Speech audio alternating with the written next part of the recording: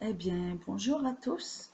Mon nom est Mélisa Champion. Je suis du Québec. Je suis également atteinte du syndrome du nez vide depuis maintenant 7 ans. J'ai eu ma turbinectomie alors en 2007, d'où j'ignorais totalement ce qu'on allait me faire, quoi. Jamais j'aurais pensé que ça aboutirait à de telles conséquences. Donc, et bien voilà, 5 mois à peine après ma turbinectomie, j'ai commencé à avoir des symptômes très sérieux, de douleurs nasales, brûlures, des croûtes, pas possible, des croûtes, l'horreur, la sécheresse, tout ce qui va avec, quoi. Et puis, c'est alors que j'ai commencé à m'inquiéter un peu, quoi. Et puis, après tout, je me suis mise à consulter un peu partout, les médecins, les spécialistes, passer des tests de ceci, des tests de cela, et puis, eh bien, sans résultat, quoi. Ah, donc, un peu désespérée, c'est la chose, c'est que le syndrome du nez vide, il n'y a aucun test qui mesure, qui peut prouver concrètement la maladie. Et malheureusement, les médecins et les ORL, ils ignorent souvent que de telles conséquences peuvent arriver à une simple chirurgie dans les sinus. Et puis également qu'un patient peut avoir une turbinectomie, par exemple partielle, sur un tiers des cornets et ne développer qu'aucun symptôme. Et une personne à côté peut avoir une turbinectomie sur les 2 tiers de ses cornets et puis développer des symptômes dramatiques qui brisera sa vie à jamais, donc ce qui est mon cas. Donc, il est très difficile de mesurer pour ces médecins de voir qui peut avoir le SNV et qui n'a rien. C'est très compliqué puisqu'il n'y a rien qui mesure. Autrement, sinon, passer un scan des sinus qui prouve qu'effectivement, il y a des cornets de réceptés.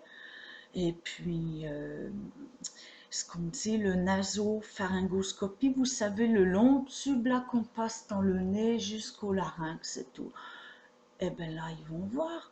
Mais par rapport à eux, ils peuvent très bien dire, ah ben non, oui, il y a des cornets de réséctés, mais alors, ben voilà, c'est tout. Et puis, ils font rien, ils préfèrent fermer les yeux, quoi, sur le problème, puisque c'est une erreur. Et ils le savent, bien entendu, qu'en principe, on ne devrait pas toucher aux cornets nasaux qui ont le rôle primordial de protéger tout l'organisme. Et donc, quand ils rencontrent un patient qui a le SNV, eh bien, ils préfèrent fermer les yeux et dire eh ben non, écoutez, madame, je suis désolée de ce que vous vivez, mais bon, on voit pas trop le lien. Faites les douches nasales, prenez des médications qui vont vous aider et tout. Mais alors, des réponses, on n'en a nulle part. Alors, du coup, on est délaissé un peu partout, par tout le système de santé. C'est dramatique. On ne nous croit pas. On nous met un peu à l'écart. On nous dit un peu que c'est dans nos têtes. Ce qui n'est pas vrai parce que putain, si c'était dans nos têtes, quand tu es malade, tu le sens physiquement, la douleur. C'est pas dans la tête, hélas. Alors voilà ce qui se passe, c'est qu'ils préfèrent l'ignorer, fermer les yeux et puis passer à autre chose, quoi, sans laver les mains. Et puis, ce qui est dramatique dans tout ça, c'est qu'il n'y a à ce jour aucune solution au SNV. Et sinon, il y a les implants allodermes qu'on ne sait pas si ça fonctionne. Apparemment, ça leur a été prouvé que ça fonctionne sur certains patients et sur certains autres patients, ça ne fonctionne pas. Donc, sinon, il y a les injections de Hassel, plusieurs tests qu'on essaie, mais hélas, encore la même chose, quoi. Parce que le SNV, on doit comprendre que c'est pas tous les SNV qui ont tous les mêmes symptômes forcément. Et on doit savoir également que le SNV, il y a plusieurs degrés de dégradation. On s'entend, il faut comprendre que c'est dégénératif, donc ça dégénère, au fil du temps, et les symptômes s'aggravent. Il y a d'autres symptômes qui apparaissent également, donc il y a plusieurs degrés, et il est impossible de mesurer par les tests concrètement à quel degré un patient est rendu par rapport à un stade 1 allant jusqu'à 5 ou par exemple. C'est très compliqué technologiquement, médicalement, concrètement, de trouver une solution réelle pour tous les cas de SNV. Donc, il reste un problème très compliqué. Donc, moi, cette vidéo, c'est vraiment dans le but de vous prévenir, mes chers amis, que s'il vous plaît, si on vous propose une turbinectomie ou une chirurgie dans vos sinus et que vous doutez, euh, s'il vous plaît, posez des questions. Réfléchissez vraiment avant de poser un tel acte forcément qui brisera peut-être toute votre vie. Et il n'y aura rien à faire. Vraiment, il n'y aura rien à faire. Hélas. Donc moi, je suis maintenant totalement invalide du SNV depuis 2012. Je me bats, quoi. Je survis. La respiration, j'ai développé l'asthme. C'est très difficile, la trachée. J'ai la sécheresse, j'ai des douleurs dans mes poumons. Ça ne paraît peut-être pas parce que j'apprends à contrôler ma nuit et tout. Je vais boire un peu là. Alors ouais, c'est ça, boire beaucoup. Et donc c'est de prévenir, voilà, ne faites pas faire n'importe quoi à votre nez. Cela peut paraître banal, simple nez, bah, c'est pas grand-chose. Hein. Eh bien, ouais, c'est beaucoup, beaucoup, croyez-moi, ça protège tout votre organisme. Et puis, si on vous brise ce que vous avez de vital, eh bien, après, c'est fini. Il n'y a aucune grève, les cornets ne repoussent pas. Il n'y a rien qui peut faire, qui peut remplacer la fonction que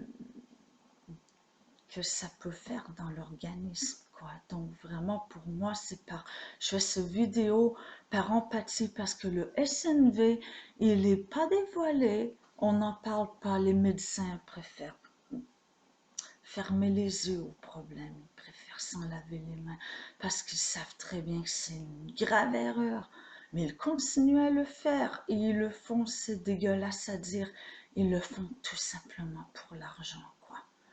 Et puis, ils s'en foutent un peu de briser des vies. Puisque c'est pas tout le monde qui développe le SNV, effectivement, à une telle opération. Alors pour eux, c'est un peu un gambling. On fait l'argent, on opère, on prend le guess que le patient le développe ou pas. S'il le développe, tant pis, on lave les mains, on ne fait rien. Donc c'est ça le drame, quoi. Alors, voilà quoi. Moi, on m'a pas dit ce qu'on me ferait au moment où on m'a opéré. On m'a rien dit. On m'a dit, on replace votre cloison et puis il n'y aura aucune conséquence. Vous vous sentirez mieux. Vous allez bien respirer. Il n'y a aucun risque de complications à long terme. Vraiment, madame, ça vaut la peine, blablabla. Bla, bla. Je me suis laissé avoir. S'il vous plaît, faites pas mon erreur. Réfléchissez, faites des recherches, posez des questions. Aussi, il est important d'avoir une deuxième opinion. Allez voir un autre ORL et demandez-leur. Écoutez, je m'apprête à avoir une telle opération, j'aimerais savoir s'il y a des conséquences, je doute, j'ai un peu peur, tout ça.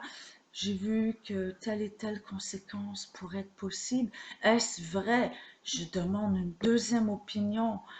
Et puis alors, et puis voilà, écoutez, si vous voulez en savoir plus, il y a un groupe sur Facebook. Moi, je suis sur Facebook. Il y a toute une association. On est tout un groupe. Au fait, on se donne des conseils. On se supporte moralement. On se dit des noms de médecins qui sont bons.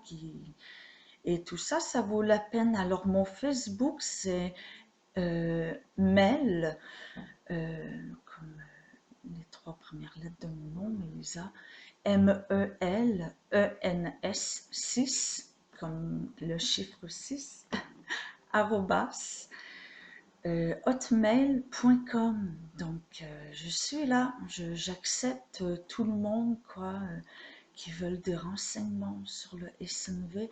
Également, j'ai mon site internet, alors vous pouvez visiter mon blog, qui est le MELENS, blog, B-L-O-G, alors tout debout, point, wordpress.com.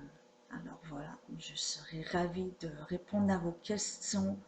Il y aura tout mon pedigree, toute mon histoire également par rapport à tout ce que j'ai vécu là médicalement par rapport au SNV. Et au Québec, particulièrement, je tenais à faire cette vidéo parce qu'on est beaucoup à vivre le SNV, mais beaucoup l'ignorent également. Parce que les médecins vont dire, ah, vous faites une rhinite, vous faites la rhinocynusite, vous faites des allergies, toutes sortes de trucs bidons comme ça qu'on va vous dire, mais ce n'est pas vrai, vous faites, c'est le SNV. Moi, j'ai découvert le SNV via le livre de Christopher Martin que vous pouvez acheter en ligne via Amazon. Et puis, quand j'ai découvert, voilà, je n'en ai pas cru. Et puis, suite à ça, j'ai fait des recherches. Je suis tombée sur l'association de syndrome du nez vide en France. Alors là, j'étais étonnée. J'ai lu tous les symptômes, tous les trucs, en lisant mon protocole opératoire, disant que j'avais subi une turbinectomie sur presque la totalité de mes cornets. Je dis, eh ben voilà, c'est là que j'ai compris la nature de tous mes symptômes depuis toutes ces années. Alors là, pas plus tard que cet été, là, en 2014. Alors, c'est pour ça que je tiens à faire un big warning. Faire attention. Parce qu'une fois que c'est fait, bien, trop tard, quoi. Donc vraiment, je vous invite sur Facebook, je vous invite à visiter mon blog, venez en grand nombre, lisez si ça vous intéresse. Il est important de passer le message, de dénoncer, de dévoiler que ça existe, que c'est pas normal être malade suite à une chirurgie dans les sinus, que non, ça va pas passer. Et puis non, il n'y a rien à faire. Donc, soyez prudents, quoi. Alors, eh bien voilà, j'espère que mon message passera. Parmi le Québec, particulièrement, bon, partout dans le monde également, les pays francophones également, puisque voilà. Donc, je vous remercie d'avoir écouté mon vidéo de 14 minutes et bon, quelques poussières. On se retrouve sur Facebook et sur mon blog. Je vous remercie de m'avoir écouté, quoi. Je tenais à faire cette vidéo pour un titre de prévention. Donc, voilà, je vous tiendrai au courant si des nouveautés, s'il y a quelque chose qui fonctionne, si on trouve la cure miracle du SNV. Donc, voilà, à bientôt, quoi.